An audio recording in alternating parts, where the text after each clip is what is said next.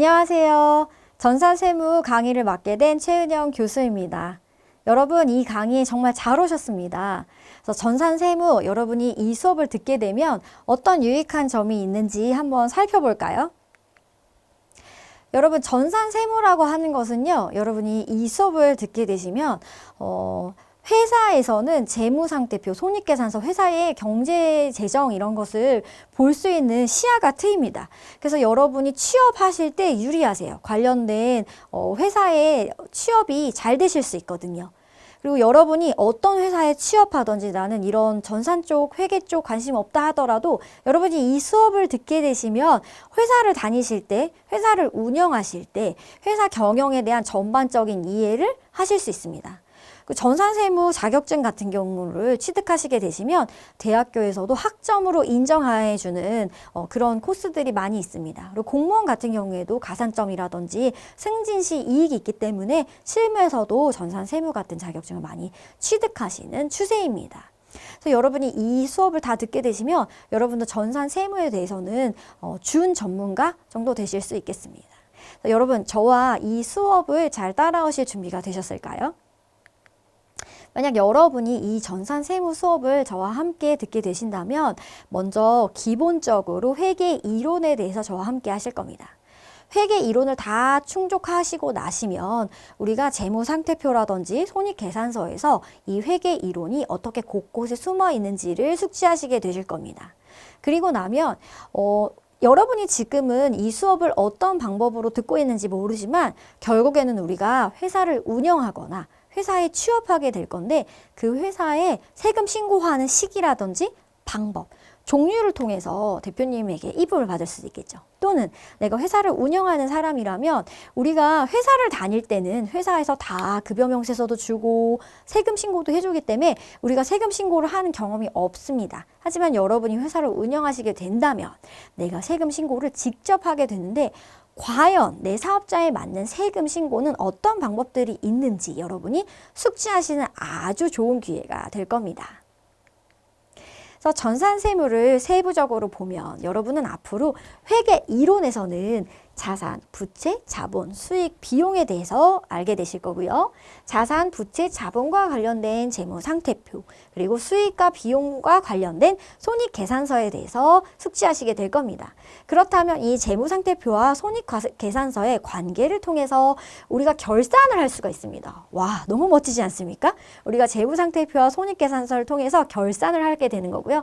결산을 하게 되면 결산 전표도 여러분이 숙지하시게 될 거고, 내가 신고하는 부가가치세와 관련된 부가세 분계, 그리고 우리가 회계 거래 실제 일어나진 않았지만 여러분이 분계하시게 되는 감가상각비라든지 선수 비용이라든지 선수 수익 계산도 하시게 될 겁니다. 여러분이 사업을 운영하시게 되면 사업자는 누구든지 부가가치세 또는 내가 부가세가 없는 사업자면 면세사업자 현황 신고라는 걸 통해서 일종의 부가가치세 신고를 하게 될 겁니다. 그렇게 되면 거기 부가가치세에서 우리가 나오는 매출이라든지 비용이라든지 가끔은 부가세가 없는 영세율이라든지 어떤 신고가 있고 어떤 서식이 있는지에 대해서 여러분이 하나하나씩 아시게 될 거고요. 그 다음 소득세의 종류에 대해서 알게 될 겁니다. 저는 정말 꿈에 그리는 금융소득자. 여러분 1년에 금융소득 얼마요? 2천만 원이 넘어가게 되면 금융소득자 신고자가 됩니다. 그리고 사업소득. 여러분 이렇게 제가 강의를 하게 되면 이 소득이 뭘까요? 제가 원래 주 업종은 사업을 운영합니다. 근데 이렇게 강의를 하고 있어요. 이런 강의, 사업자가 있는, 사업자가 없는 이런 사업과 관련된 다 사업소득. 제가 만약에 회사에 소속되어 있었다? 그러면 근로소득. 제가 이 강의를 평생 한 번만 합니다. 그렇다면 기타소득, 연금소득, 노후에 받을 수 있는 소득들이죠. 이런 소득세의 신고가 어떻게 되어 있고 어떻게 유의적으로 연결되어 있고 어떤 소득은 사업소득일까? 근로소득일까? 기타소득일까? 이런 구분에 대해서도 여러분들이 명확하게 숙지하시는 시간이 될 겁니다. 그리고 나면 원천세. 원천세라는 거는 뭐냐면요. 우리가 회사를 운영할 때 직원을 고용해서 직원들에게 급여를 주는 겁니다. 그래서 여러분이 이 수업을 들으실 때 내가 회사에 취업하고 싶다 또는 내가 이미 회사를 운영하고 있다라고 하면 여러분이 회사에 취업했을 때는 어떻게 원천세를 하고 급여의 종류가 어떻게 되어 있고 급여 대장을 만들어서 내가 어떻게 연말정산을 하는지 연말정산의 꿀팁, 여러분은 연말정산의 전문가가 될 수 있습니다. 또는 여러분이 회사를 운영한다면 내가 급여 신고를 할 때 이런 비용들이 이렇게 많이 나가는구나를 숙지하시는 시간들이 될 것입니다. 여러분 전산 세무 수업 저와 함께 하시고요. 믿고 따라와 주신다면 이 수업 시간 끝에 여러분이 전문가가 되실 수 있을 겁니다. 이 수업을 듣게 되면요. 이 수업은 이렇게 진행됩니다. 먼저 이론 수업을 진행합니다. 그래서 제가 부가세는 뭐고 원천세는 뭐고 연말정산은 뭐다 라는 이론 수업이 진행됩니다. 이렇게 되면 여러분이 이 수업을 적용해서 실무 수업하고 연결됩니다. 그래서 이 수업은 여러분 지루하지 않습니다. 이론 하나 배우고 실무 문제 하나 풀고 이론 하나 배우고 실무 문제 풀기 때문에 여러분이 너무 이론만 배워서 따분해요. 실무가 나와서 뭐가 뭔지 맥락이 안 잡혀요. 라는 단점들을 다 보완해서 여러분께 재밌고 흥미있는 수업 시간으로 함께 진행하게 될 겁니다. 그렇다면 우리가 개요 시간이지만 전체적으로 여러분이 앞으로 배우시게 될 재무, 회계, 이론을 조금 맛배기로 한번 저와 함께 해보도록 하겠습니다. 재무, 회계, 이론에 대해서 안내해 드리도록 할게요. 회계란 여러분이 배우시는 회계가 뭘까요? 특정의 경제적 실체에 관해서 이해관계를 가진 사람들에게 합리적인 경제적 의사결정을 하는데 유용한 재무적 정보를 제공하기 위한 일련의 과정입니다. 회계 실체에 있어서 실제로 존재하거나 발생한 현상을 화폐적으로 측정 가능해야겠죠? 그래서 식별하고 측정하고 전달하는 이런 과정이 있습니다. 식별한다는 것은 회계가 나타내 주어야 하는 현상을 관찰해서 이게 식별 가능한가? 이거를 재무상태표나 손익계산서에 넣어야겠다. 내가 우리 회사의 재무제표에 넣어야겠다. 측정하는 것은 그럼 내가 인지하고 이걸 측정해야 되는데 도대체 얼마지? 측정하는 겁니다. 그 전달하는 것은 우리가 이런 측정한 것을 하나의 표에 나타내서 사람들에게 공개해야겠다라는 여러분이 식별, 측정, 전달하는 기능이 있습니다. 재무회계 이론을 보면요. 기업은 거래처에도 연관이 있고 직원들도 회사가 궁금합니다. 네, 저희 가족들은 이제 회사를 다니는데 항상 궁금해요. 우리 회사가 망할까? 안 망할까? 그래서 회사의 재무제표를 보기도 하고 이익이 얼마 남았네? 배당을 어떻게 하는구나? 궁금합니다.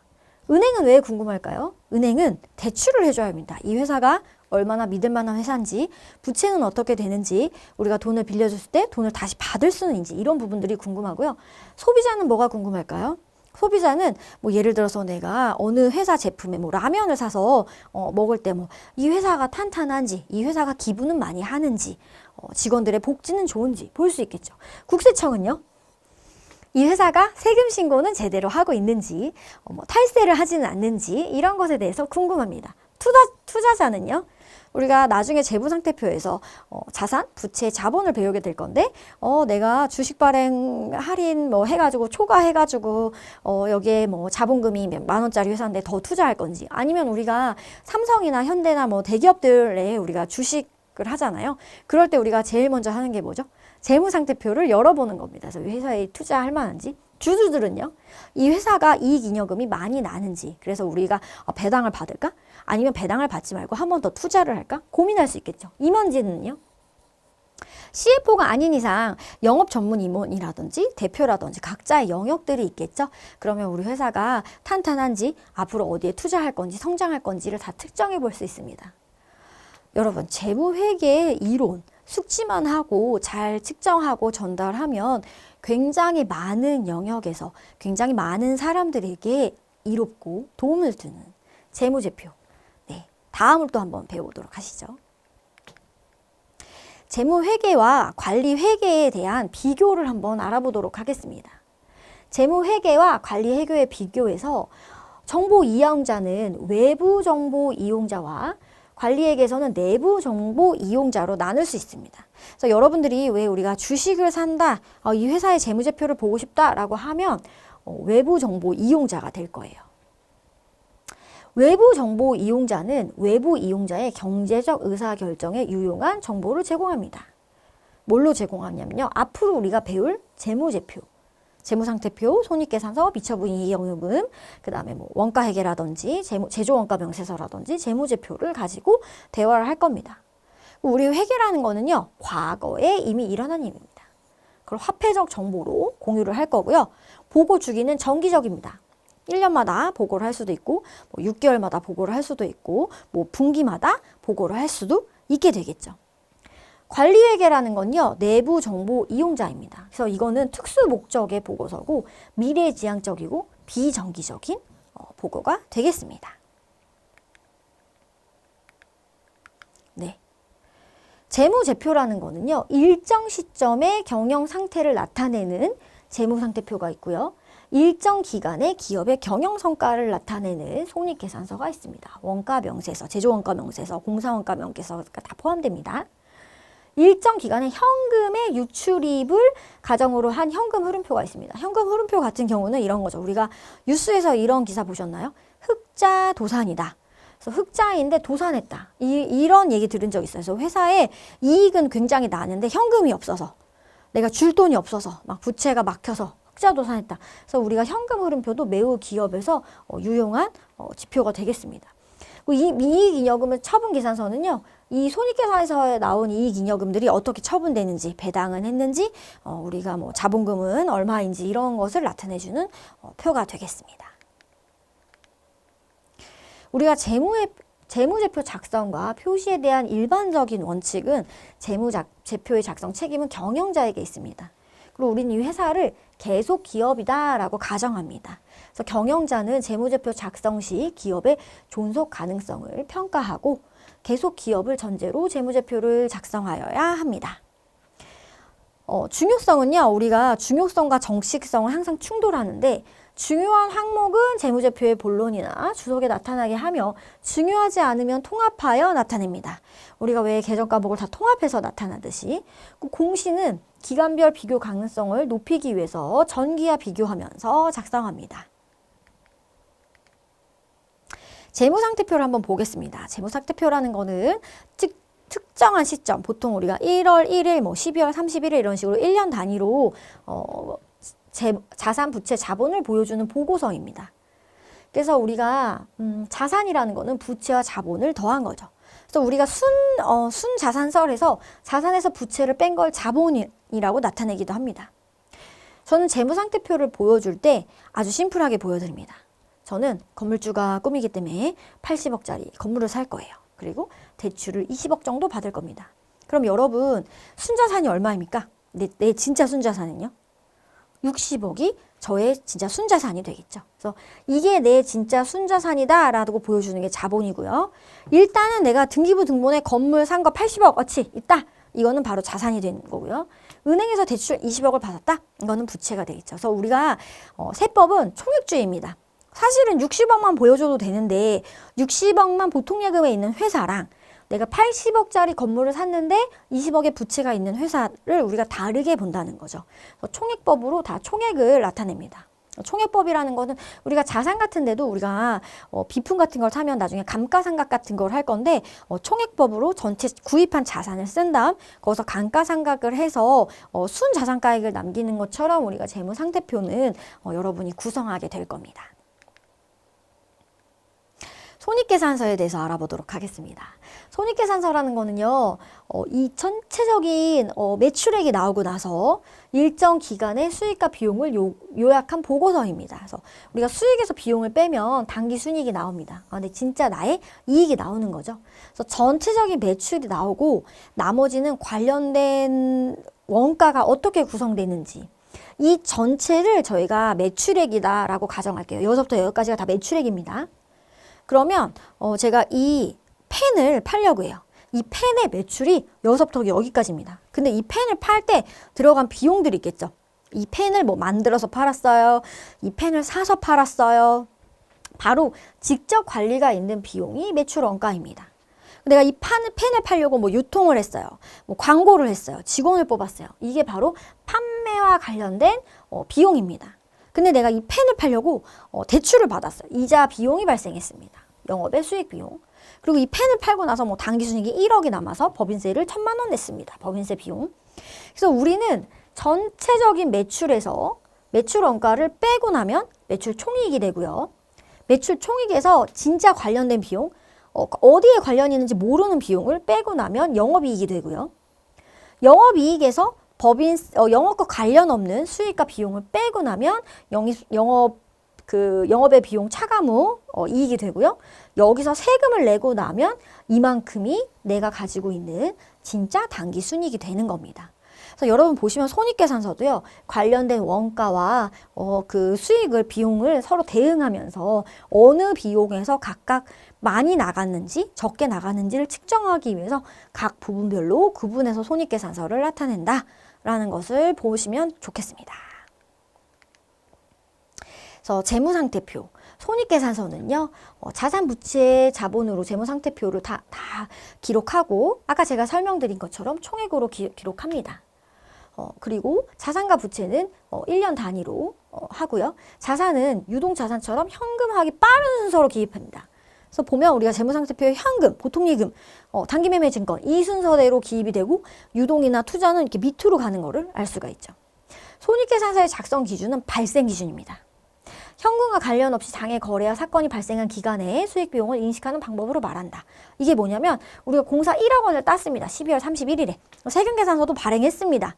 돈은 아직 못 받았어요. 돈은 언제 받을지 몰라요. 하지만 발생 기준으로 이익을 인식한다. 그리고 수익은 실현주의 기준이다. 실현주의라는 거는 뭐 우리가 이때 되면은 뭐 우리가 뭐 환불이 안 됩니다. 뭐 이거 하고 나서 인식해 주세요 하는 실현주의입니다. 그리고 비용은 수익비용 대응의 원칙에 의해서 관련된 비용을 기준으로 아까 나온 것처럼 매출원가, 판매관리비, 영업의 비용 이런 식으로 관련된 기준으로 계상을 합니다. 수익과 비용도 우리가 총액으로 나타냅니다. 이렇게 재무상태표와 손익계산서에 대해서 개략적으로 배우고 여러분이 앞으로 저와 할 때는 이 재무상태표와 손익계산서를 세부적으로 하나하나씩 파고 들어갈 겁니다. 다 배우고 나면요. 여러분이 사업을 운영하시거나 여러분의 대표님이 사업을 운영하실 때 1년 동안 어떤 세금을 신고하는지 배우고 그 세금을 언제 신고하는지, 언제 납부하는지, 세금을 신고할 때 업종별로 주의사항에 대해서 하나하나씩 살펴보는 시간을 가지게 될 겁니다. 그래서 재무상태표와 손익계산서의 관계에 대해서 알아보면요. 1월 1일에 재무상태표가 내가 자산 80억짜리 자산을 샀습니다. 이랬을 때 우리가 임대료가 10억이라고 봅시다. 그리고 아무런 비용이 하나도 없었어요. 감가상각도 안 하고 아무런 비용도 없었습니다. 그럼 12월 말에 어떻게 되냐면 우리가 자산 가치가 늘어나죠. 단기 순이익이라는 거는 아마 자산에 현금이나 보통 예금으로 들어와 있을 겁니다. 그리고 나의 순자산 가치도 10억이 늘어나죠. 그래서 자산과 자본이 10억씩 늘어서 90억, 70억이 됩니다. 그러면 우리가 재무상태표는 정적이다. 딱 1월 1일, 그 다음 12월 31일 정적으로 우리가 딱딱 측정한다. 기준처럼. 손익계산서라는 거는 이 1월 1일 시점부터 띠띠띠띠띠 와서 12월 31일까지 쭉 일정 기간을 다 따라오죠. 그래서 1년의 과정 동안 우리가 수익과 비용이 얼마였다를 측정한다고 해서 손익계산서는 동적이다 라고 표현을 합니다. 그래서 여러분께서는 이 정적인 재무상태표 두 개의 이 사이에 손익계산서가 있다라는 걸 인지하고 재무상태표와 손익계산서가 이런 관계로 돌아가는구나 라는 것을 인지하시면 좋겠습니다. 회계 분류를 한번 다뤄보면요. 재무회계, 관리회계, 세무회계로 나타낼 수 있고요. 재무회계는 여러분이 생각하는 모든 사람이 만족시키는 우리가 수업 시간에 하게 될 겁니다. 관리회계는 여러분 내부자를 만족시키고 미래에 지향적으로 우리가 의사결정을 할 거고요. 여러분 세무회계라는 거는 우리가 여러분 우리가 회계에서 송금 불산임, 유보, 입금, 뭐 손금 이런 개념 배워보셨을까요? 예를 들면 재무회계에서는 우리가 접대비를 한 회사가 매출이 1억인데 접대비를 한 1억 써요. 그럼 재무회계에서는 이게 다 비용이거든요. 당기순이익이 빵원입니다. 그래서 우리가 이익이 없어서 빵원이에요. 이익이 없어서 낼 세금이 없어요 라고 하면 세무회계는요, 여기서 이 접대비 1억을 부인합니다. 예를 들어서 뭐 접대비 한도가 예를 들어서 2천만 원이라고 가정할게요. 그러면 8천만 원은 우리가 인정하지 않겠다. 그래서 얘는 세무회계로 1억의 매출에 비용은 2천만 원이다 라고 가정해서 당기순이익이 8천만 원이 됩니다. 법인세 10% 800만 원 세금 내세요. 바로 국세청의 눈높이에 세법에 근거해서 우리가 세무회계를 하게 될 겁니다.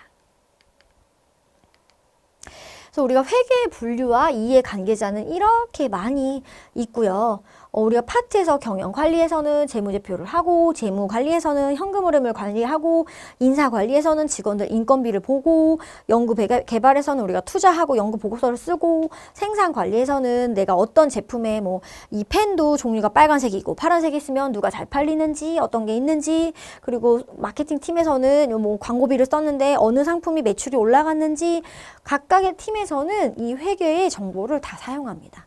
굉장히 관심이 있습니다. 그래서 여러분께서도 뭐 회사에 취업하게 되시면 어떤 파트에 가서 근무를 하게 되실지, 또는 여러분이 이 회사의 대표가 될 수도 있죠.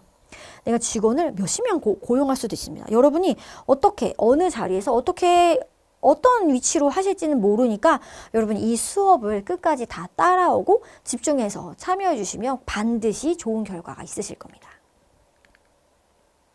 오늘 수업의 포인트입니다. 여러분, 오늘 수업 재밌으셨나요? 회계가 회계에 실제 존재하고 발생하는 과정에 있어서 식별하고 측정하고 전달하는 기능이 있습니다.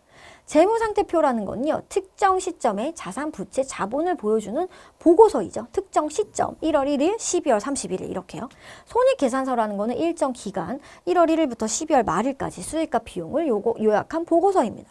재무회계는 모든 사람들을 만족시키는 일반적으로 인정된 회계 원칙이라고 볼 수 있겠습니다. 여러분, 오늘 수업 유익하셨나요? 유익하셨다면 다음 수업 시간에서도 같이 참여해 주시면 제가 재미있고 유익한 수업으로 진행을 하도록 하겠습니다. 오늘 수업은 여기까지 1강 강의를 마치도록 하겠습니다. 여러분 수고 많으셨습니다. 감사합니다.